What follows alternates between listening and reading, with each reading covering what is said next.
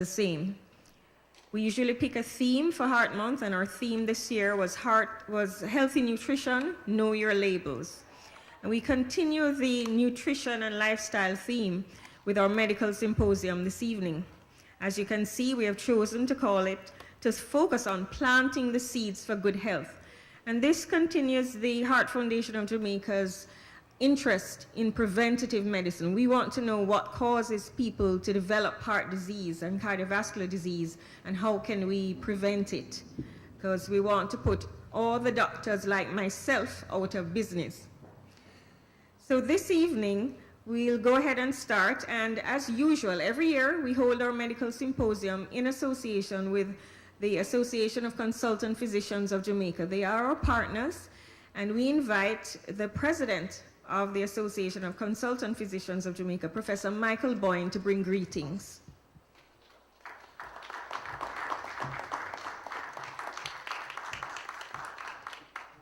Thank you very much, Andrene, and also I just wanted to say welcome to friends and honored guests and colleagues. We within the Association of Consultant Physicians of Jamaica are very pleased, overwhelmed actually, to partner with the Heart Foundation. I said in this month's newsletter that we sent out that the efforts of the Heart Foundation are very much similar to the core values of us within the ACPJ. And so we're very pleased to at least be even partially associated, and we thank Dr. Andrene Chung, who is also a member of the ACPJ, for allowing us to participate. And we're especially touched that this year we'll have the inaugural Knox Hagley Memorial Lecture. And I think all of us, I can speak probably confidently, look fondly back at Dr. Knox Hagley and regret his passing. And he was also past president of the ACPJ. Now, many people didn't know that Knox was an endocrinologist by training. He went to the University of Toronto and did endocrinology. But his association with cardiovascular disease and the Heart Foundation, I think, cemented in the minds of Jamaicans that he was a cardiologist. But as Dr. Chung said, I think Knox was working tirelessly to make every cardiologist unemployed in Jamaica. And as such, we're so pleased that today we'll have the inaugural lecture. And of course, I won't give introductions because I'm sure there'll be a formal introduction, but I can't think of anybody better than the persons who I read about for the HOPE trials and On Target, etc. So we want to say again, thank you for allowing us to be associated with the Heart Foundation, and we look forward to this evening's activities, and we hope that the traffic will allow even more and more people to enter before the evening is over. Thank you very much.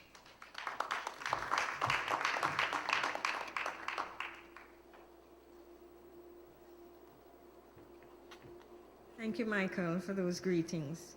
We're going to go straight into the program, and I'm very pleased to introduce Dr. Terrence Forrester, who, and I should say, ladies and gentlemen, please pardon me, because I got the bios for these speakers, and Terrence, don't come up yet, I'm going to read your bio. All right? I got the bios for these speakers, and I tried to whittle them down, but I'm afraid that I have to read most of the information that they sent because they're most impressive. And we start off with Terrence, who I know well. He's the professor of experimental medicine at the University of the West Indies, and he's chief scientist at UE Solutions for Developing Countries, UE SODECO, with a long-standing interest in the etiology and pathogenesis of cardiovascular disease, primarily hypertension. This work has been especially significant in the Caribbean and West African context, given the high and rising prevalence of hypertension in both settings and the high death rate from cardiometabolic disease in the Caribbean. He's also the founding director of the Tropical Medicine Research Institute, and he spearheaded the merger of the Tropical Metabolism Research Unit, Sickle Cell Unit, and the Epidemiology Research Unit on the Mona campus of UE in Jamaica, and the Chronic Disease Research Center at the Cave Hill campus of UE in Barbados. He's received many major research grants from various international funding agencies, to assist in his work with understanding the underlying basis of hypertension and diabetes and their vascular sequelae. In particular, he has been pursuing discovery research to understand how man adapts to nutritional stress and the costs and consequences of such adaptation to the risk of obesity, hypertension, and insulin resistance. And the 3 areas of work with which he has been primarily involved are intermediary metabolism in children with severe malnutrition, hypertension research, and research into the developmental origins of health and disease. So that's right up our stream right here. He's been recognized with several awards for his work. He's received the Vice Chancellor's Award for Excellence in Research at UWI, the Anthony N. Sabga, hope I pronounced that right, Caribbean Awards for Excellence, Boehringer Ingelheim Award for Hypertension Research in Developing Countries, Gold Musgrave Medal for Excellence in Science, and the Order of Jamaica for Research in Medicine. He served in advisory capacity to several health organizations, internationally and otherwise, including PAHO, WHO, Caribbean Communities, Caribbean Commission of Health and Development, and many others. And he's one of my mentors, but I disappointed him by not pursuing a life of research. But Terrence, never mind, please come and speak to us about fetal origins of cardiovascular disease, prenatal influences on health.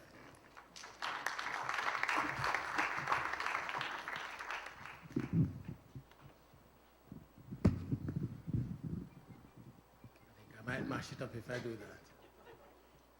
Thank you so very much for inviting me to speak on this particular occasion.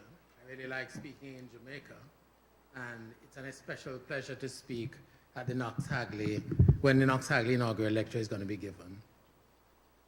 How do I advance?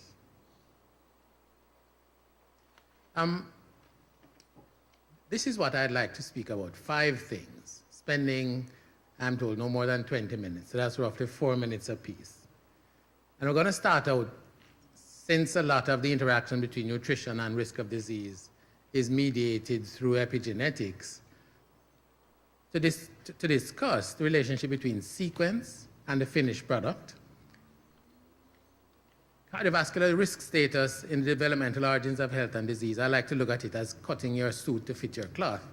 And if you don't do that, then you're I better be not profane, but you have a very poor outlook. The severe acute malnutrition syndrome actually is very relevant here and informative, and it's a special case that, as I discuss it, you will see the relevance to hypertension, diabetes, and coronary artery disease. I'll exemplify and explore just a little bit of epidemiology of chronic disease in people of African origins, and end up asking the question whether or not severe acute malnutrition predisposes to the explosion we're seeing. Of course, describing problems without putting forward a solution is not a very good thing to do. So, DNA sequence to finished product. All right, so this concept is key to everything. Your DNA sequence, all 30,000 odd genes, do not determine the phenotype that you end up with. It is like a chiaroscuro. It's like an architect's plan. And the finished product comes about as a result of gene-environmental interaction. So this is genes, and the particular environment we're thinking about is the mother-child interaction, particularly around ovulation and conception. And this interaction superimposes or modulates the control system for the DNA so that a particular trajectory out of an infinite range of trajectories chosen related to growth, set points and capacities, how adaptive you are to the environment, ultimately enable you to fit your environment either well or poorly, such that in any particular phenotype, an exposure to what we think are risk factors may or may not end up with disease. And I like to remember that by saying puss and dog don't have the same luck, and this is what is behind it. All of these are identical twins. So it's obvious here, but it's not so obvious with Arnold and Danny DeVito. But take my word for it, they have exactly the same sequence. And I only put them up as exemplars of the power of epigenetic control. And an easy way to remember why Danny is challenged vertically is to think that his placentation might have been incomplete, and this constrained his growth and fitted him to this phenotype. Now, this gene control system, what is it? Many things of which this is like in the middle of it. That is DNA methylation as part of epigenetic control. So most people recognize that you only express half your genes. That is, some of maternal, some of paternal, and you suppress the others. Otherwise, you're going to end up in real trouble. And I like to think of DNA methylation, which is the mechanism for suppressing it, by blocking all the control points on the genome itself, as maybe the chorale in the Beethoven's Ninth. Very high powered, very high volume, and it completely wipes out all kind of subtle sounds. We're not talking about silencing genes, which is a confusion point. We're talking about modulating their activity. And this is maybe like Moonlight Sonata, much different cadence, much lower volume. We're not going to touch histone modification, not going to touch microRNAs. For this talk, we're focusing on the major mechanism of controlling the gene expression, et cetera, through DNA methylation. This is one practical example of that. So here you have a locust. This is the ordinary one, which kind of hops about like a grasshopper when he has lots of food. But if you start having a drought and the food becomes scarce and they concentrate, then between one hatching and another, you can have a completely different form.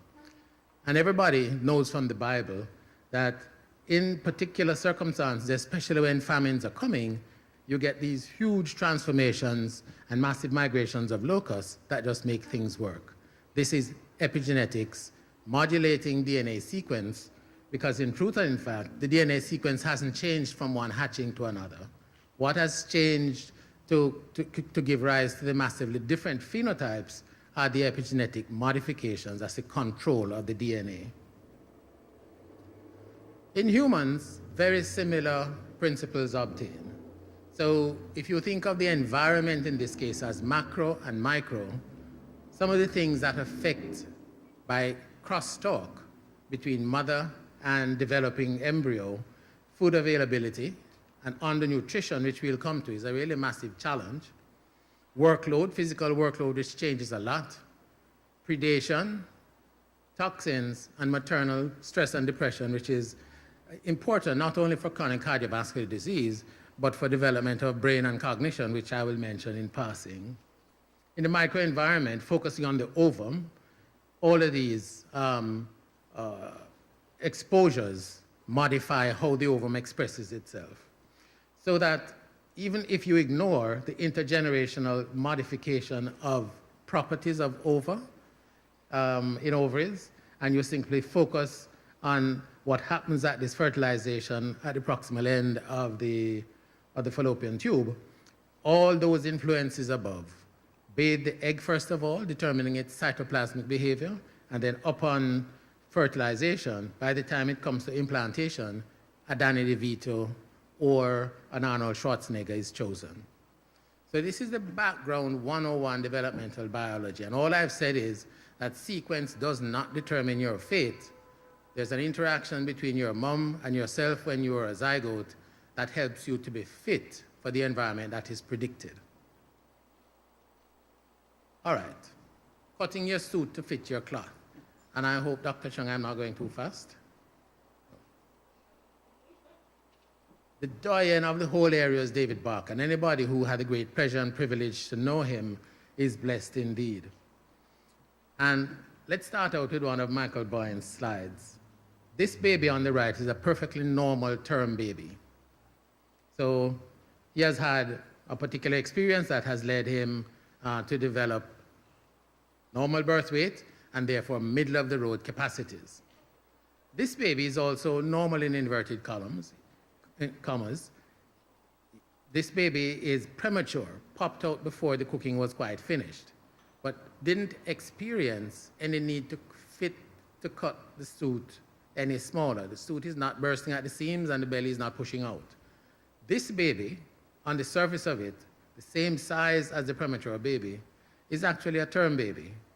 And the process leading to this, that is severe reduction in size, buries up underneath it all the epigenetic changes we've been talking about affecting eventual stature, metabolic, physiologic competence, and risk or susceptibility to risk factors.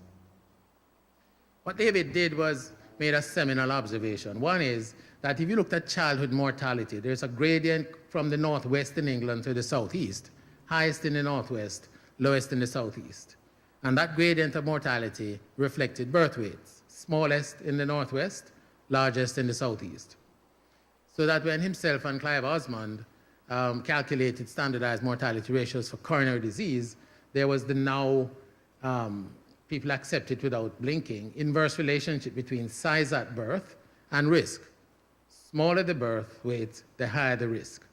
This here subsequently turned out to be a real uptick, so that what we're talking about at this birth weight here is actually macrosomia with another set of mechanisms for increased risk. There are myriad studies to choose from, but we're going to choose from YARD and present a few of the data that Michael, myself, Suzanne, many other people contributed to.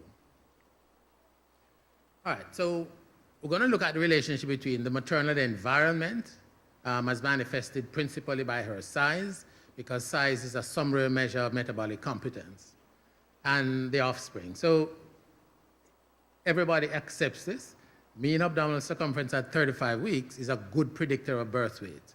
And another way of saying that is that birth weight is directly related to the size and efficiency of placentation. The bigger the placenta, the larger the birth weight on delivery. And if you look at it in relationship to mother's weight at the start of pregnancy, and her weight gain, then the biggest babies are born to those mothers who started out big and put on lots of weight, compared with mothers who started out meager and put on very little weight. So going from those crude determinants of size, again, this is now accepted with hardly a blink. If you look as we did at about age 6, I think, Michael, it was, at the blood pressure and how it related both to birth weight, the numbers on top, and to placental volume, the numbers on the bottom, independently, they help to determine blood pressure. And Andrene, I think you were a part of this. No, this is a subsequent study. So that, again, the smaller the birth weight and the smaller the placenta, the higher the blood pressure, and this tracks right into risk of hypertension.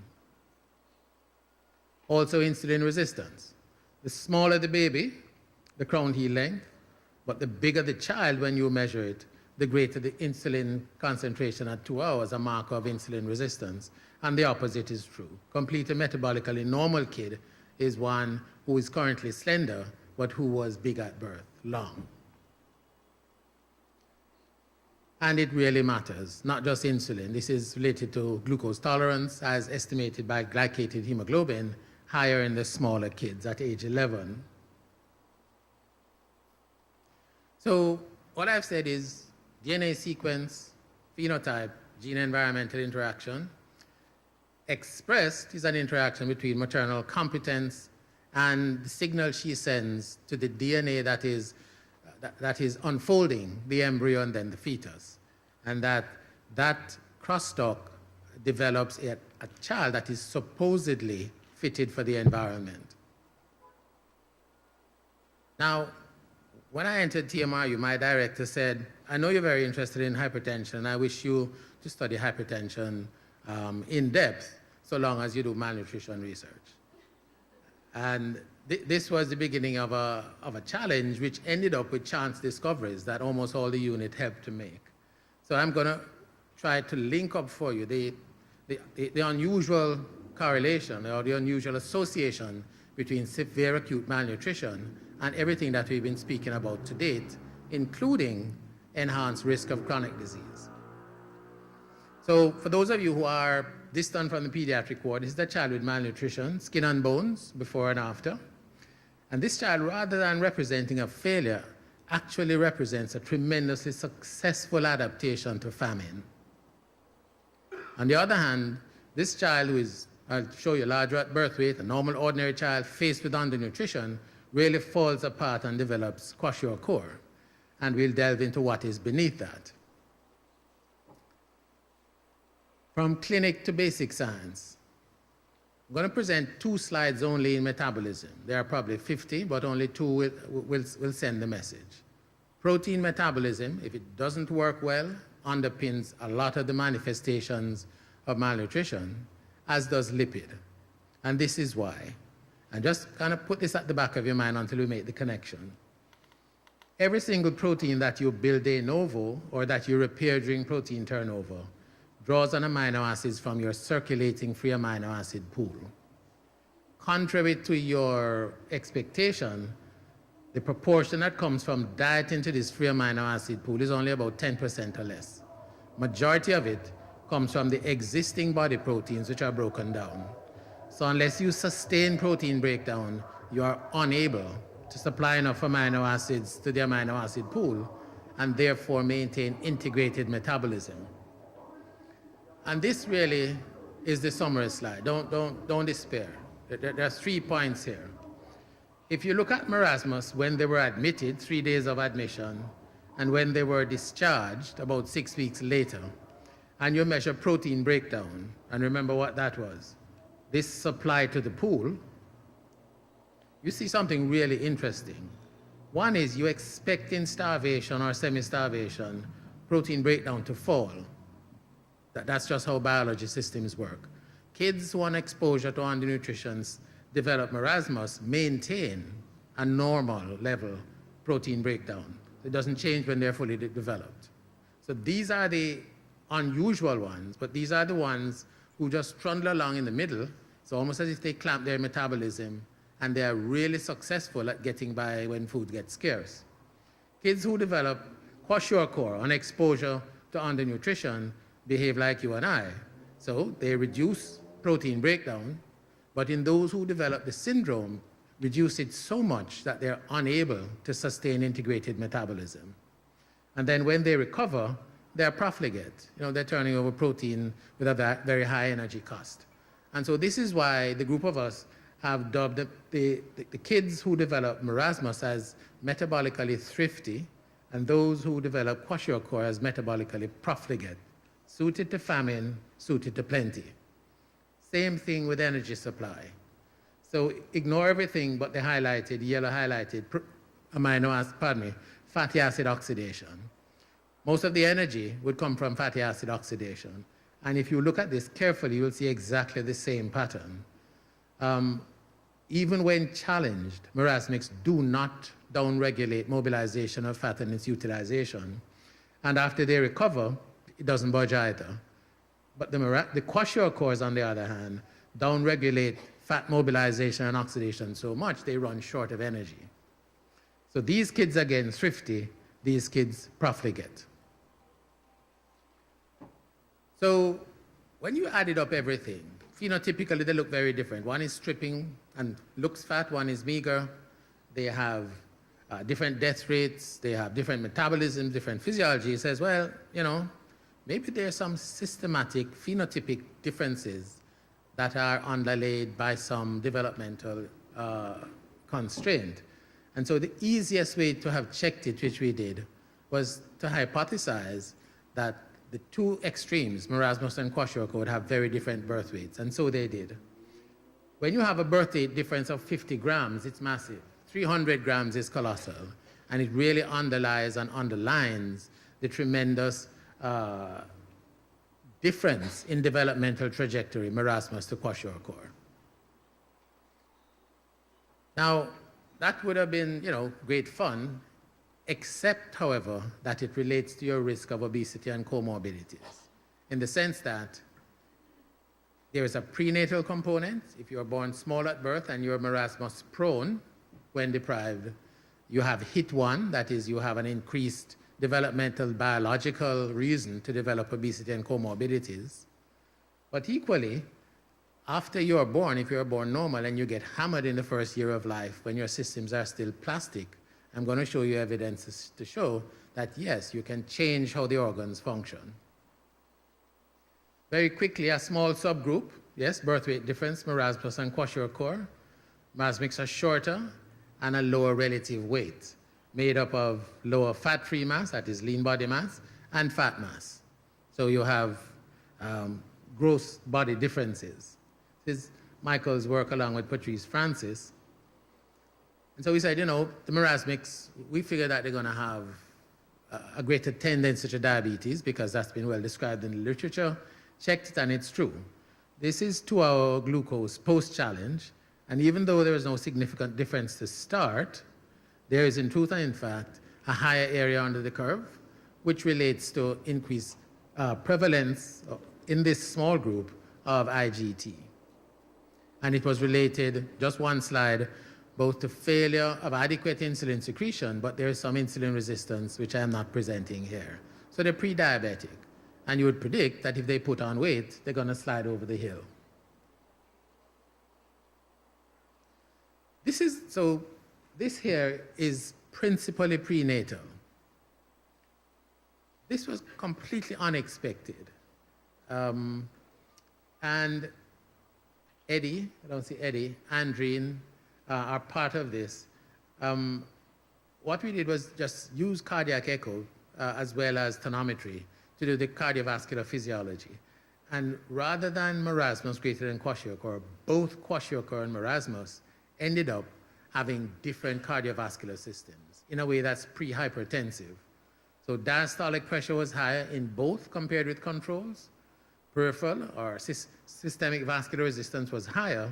And surprisingly, the left ventricular outflow tract was smaller, suggesting that there was anatomic change in both the peripheral circulation as well as the heart. Final frontier, also dinged. So this is a non-contrast MRI of the brain of one of the adult survivors of malnutrition, front and back. And what you see here, the white highlights, are white matter hyperintensities, which indicate either inflammation or ischemia or some problem with the neurovascular junction. So, you know, sometimes things are not what they seem. We ask the question, does it really matter? Because sometimes you see brains like this and people are completely lucid. I have a feeling that if I were to do an MRI of myself, I might probably look like this, even though I'm speaking fairly lucidly. Don't bother about the details. What we did with the about 20 each, or 10 each, controls, match for BMI, kwashiorkor, and marasmus, was gave them a simple task called a flanker task. So you would flash up on a computer screen every 100 milliseconds an arrow, and all they had to do was press a tab right or left, depending on which side the arrow was pointing. Easy enough. The second challenge, however, is that they were flanked by arrows, and if the arrows pointed in the same direction, they got it easily. But if the central arrow that they were required to focus on was in an opposite direction to the others, then there was increasing difficulty. And these two waves, the P3 and the N2, talk about conflict or the perception of conflict in relationship to the direction of the arrows and stimulus categorization. And I think it's just qualitatively, the kwashiorkors are worse than the controls and the marasmics are off the scale. They're simply not noticing, they're not discriminating between the difficulty of synchronous or asynchronous arrows. They're just zoning out completely. Another test using sound waves and asking them to respond not to the occasional high pitch against a monotonous beep, but if a dog barked or if a plate broke. And an easy way to get this is a distribution of electrodes on the EEG, the nose and the occiput. The size of the red here speaks to the capacity to orient to a novel stimulus. And what you notice is a kwashiorkor child is less able to orient and a marasmus child not at all. And this underlies the capacity to learn. So no wonder that there is severe, sometimes in marasmus, cognitive impairment, and there's a large literature around that. Part of it is programmed, part of it is due to the malnutrition. A friend of mine, Chuck Nelson from Boston, actually did connectomics using a magnet in Bangladesh. And what he's really showing is that if you compare the wiring of the biological computer in an undernourished child with a well-nourished child, you can see the substrate that is associated with poor cognition. At this stage, therefore, we're very confident that if we were to look underneath this, we should be able to look at epigenetics and see whether, in the first instance, kwashiorkor and marasmus were different. And if that were true, then we would have proof of principle. So we did muscle biopsies because, remember, that was one of the tissues that was very different. Again, we're looking only at methylation, not looking at RNA, microRNAs, not looking at histones. And in this busy slide, all I want to point you to is here. How am I doing for time? Halfway through? About. A little bit more than that. So this is which genes light up as being differentially methylated, which genes light up as having different control sets in kwashiorkor and marasmus. And 3/4 of them were immune, a large chunk of them were brain-related, and the others organ-related, like heart, PTX2, and so on. So it's on the right track. And this is the kind of network analysis result that you get when you look at methylation differences. And you notice all of these genes here describe either innate or adaptive immunity. Likewise, these are genes in the pathway that relate to insulin resistance. So there definitely is this relationship between sequence, control of sequence, predicting the environment, and getting it right or wrong that is underlaid by setting your control system for your DNA early in life. Does it matter? Okay, so I'm going to go through stuff. I see Wilco in the audience. Wilco, myself, Richard Cooper, several other people contributed to looking at the prevalence of chronic disease and risk factors in West Africa, Caribbean, and the US. And it was actually set up as a study to assess whether this was 20-odd years ago, the common perception that genes drove the high prevalence of hypertension in blacks was actually incorrect. And describe several relationships like this. We're going from West Africa through the Caribbean to the US, you have this monotonic increase in prevalence, such that it is highest in the United States, mid-range in the Caribbean, and lowest in West Africa, driven by BMI. Okay? Very steep monatomic curve, as well as with how much sodium in relationship to potassium you ate. And this relationship, these two determinants, sodium intake relative to potassium and BMI, accounted for 70% of the variance of hypertension prevalence. So it's fairly massive. In subsequent genetic explorations, no more than 4 to 6% was explainable. I hope you can see this because this is what is sparking the recognition or the speculation that there are different susceptibilities, probably related to nutrition. Can you see the circles here? Okay. Is there any way to turn that light off? I think it's a very important slide. While they do that, what this is an analysis by Franco Capuccio, thank you, of the relationship between change in BMI and change in blood pressure, systolic and diastolic, in populations that have very different BMIs. This side is a BMI of 20, this side is a mean population BMI of over 30. These would be chronically undernourished, because if your mean BMI is 20, a lot of people are going to be 18 and 16. This side looks a little bit like Jamaica or Barbados or the US. And the key thing here is that for the same unit change in BMI, there's perhaps a 5-fold higher blood pressure relationship in meager countries, in undernourished countries, compared with fat countries. And this is, therefore, one demonstration, I think, of the underlying susceptibilities related to undernutrition. There's a moral imperative, but there's an economic imperative, there's a development imperative to do something about it.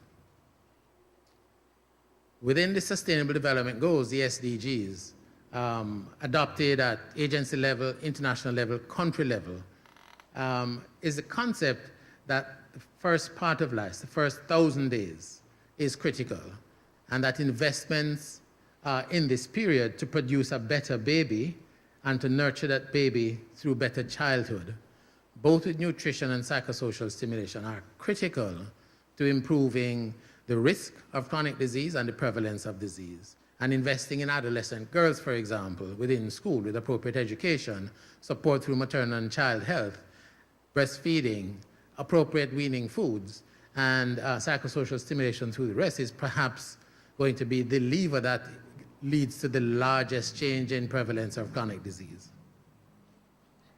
The World Bank, I think, has done an excellent group, and Chuck Nelson was a part of this along with the World Bank group. And they really said, hey, listen, this is a going proposition, because if you invest roughly $7 billion a year, including on the big ones, stunting, promoting breastfeeding, treating anemia, and treating wasting appropriately, you will get this kind of return for every dollar spent. And so it is well worth a country's while to prioritize. Whether it's going to leave, it's embedded in the SDGs and all the imprimatur that goes along with that. So we really do hope that there is the international investment, but so far not. And these are the pathways. Investing in those things that affect the infant definitely affect the brain, which is why I spend so much time on it. Learning in preparation for the adult entering the workforce as a more productive individual. This is my last slide, Andrene, and it's really just meant to say that yes, puss and dog don't have the same luck, but whichever animal you choose, it's imperative that mommy gives the right signals to the DNA sequence so that the control systems are set right. Thank you very much. A great privilege.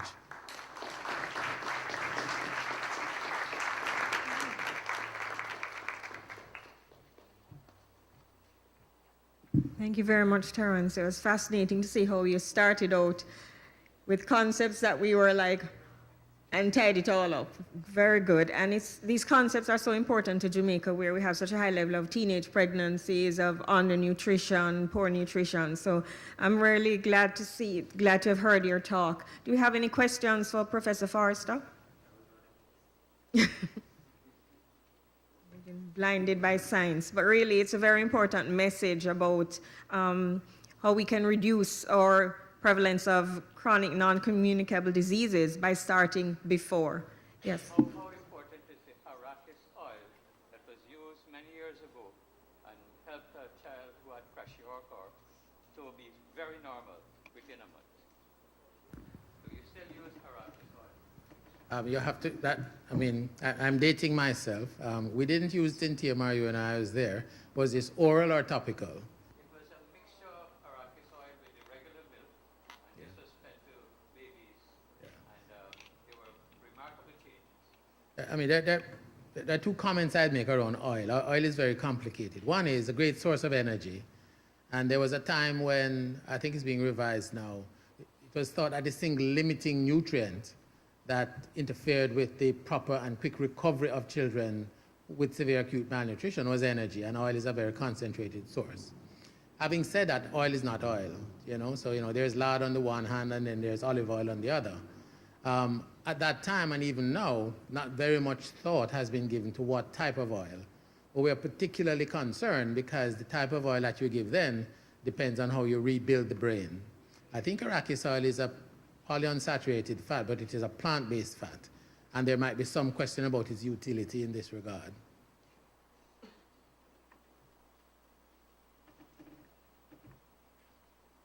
Any other questions or comments?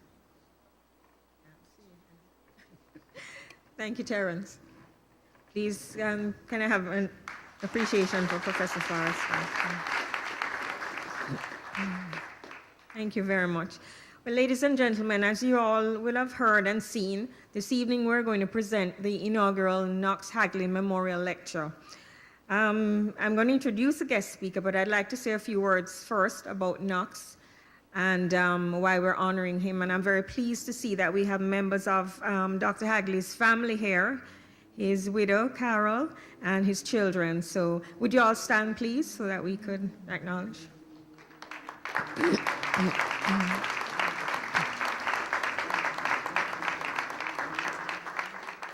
Thank you very much for coming. A few words about Knox, who was a former chairman of the Heart Foundation, as you all know. Dr. Knox Earl Wycliffe Hagley was a native of Grenada, but a Caribbean man. He earned his MBBS in 1957 from the University College of the West Indies and advanced to do postgraduate training in internal medicine at the Royal Postgraduate Medical School in London, England, in 1961. He attained a membership in the Royal College of Physicians of London and Edinburgh, and did a fellowship in endocrinology, as Michael said, at the University of Toronto from 1972 to 1973. He held clinical positions at the University Hospital of the West Indies, University Hospital of Ibadan in Nigeria, the Hammersmith and North Middlesex Hospitals in London. And as a consultant physician in Jamaica, he practiced at the Spanish Town Hospital, Kingston Public Hospital, and at UWI as well. But public health was his passion, and he was a medical advisor for PAHO and WHO from 1985 to 1991, where he assisted all the English-speaking countries and Suriname with developing and implementing programs to control the development of chronic NCDs and other issues. As a teacher, Knox touched the lives of most of the current and former practicing doctors in Jamaica today, and he was a mentor to many. He was a former head of the Department of Social and Preventive Medicine, and then later on the Department of Community Health and Psychiatry, which I think it evolved into. He lectured at the School of West Indies Public Health, the School of Nursing at UWI, and he was an adjunct professor at the University of Texas. He was a former president of the Medical Association of Jamaica, chairman of Action Aging of Jamaica, president of the Caribbean Public Health Association, and of course, a former president of the Association of Consultant Physicians of Jamaica, as you heard. He had been honored by the government of Jamaica, with the Order of Distinction Commander Class for outstanding medical services, and he received Distinguished Medical Service Awards from the MAJ, PAHO, and the UWI Alumni Association. We, of course, remember him best as chairman of the Heart Foundation from 2000 to 2016, and chairman of the Jamaica Coalition for Tobacco Control, which under his leadership advocated successfully for the passage of tobacco control legislation to prohibit smoking in open spaces and for graphic health warnings on the cigarette packets. During his tenure at the HFJ, there was increased growth and visibility of the foundation and a more prominent role in advocacy. And for these reasons, we choose to honor him tonight, and will do so annually at our medical symposium. And we're going to have delivered tonight the inaugural Knox Hagley Memorial Lecture.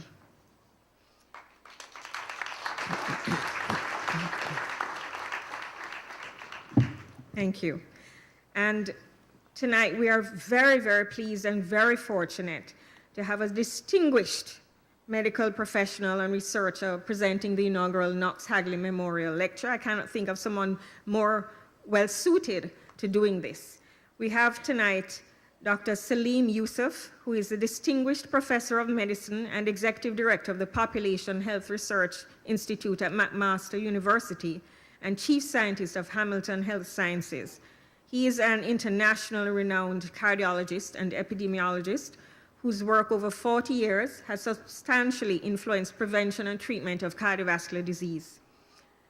He medically qualified in Bangalore, India in 1976. He received a Rhodes Scholar and obtained a DPhil from Oxford University, during which, along with other collaborators, he initiated the concepts of large, simple trials and meta-analysis.